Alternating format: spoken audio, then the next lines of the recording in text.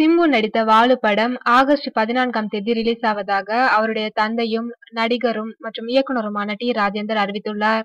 விஜய் சந்தர் இயக்கத்தில் சிம்பு, ஹன்சிகா, சந்தானம் நடித்துள்ள படம் வாலு.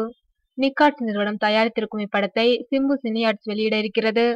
ஜூலை 17ஆம் தேதி வாலு படம் ரிலீஸ் ஆகும் என்று அதிகாரப்பூர்வமாக அறிவிக்கப்பட்ட நிலையில் வாலு படத்தை தடை செய்ய வேண்டும் என்று மேஜிக் ரேஸ் நிறுவனம் சென்னை உயர்நீதிமன்றத்தில் மனு தாக்கல் செய்தது.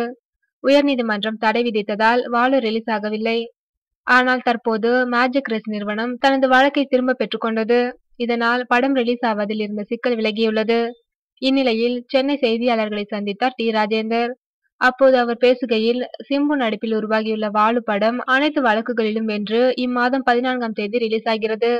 நிக்காட்ஸ் சக்கரவர்த்திக்கும் மேஜிக் ரேஸ் நிறுவனத்திற்கும் இடையேயான வழக்கு தற்போது முடிவுக்கு வந்துள்ளது.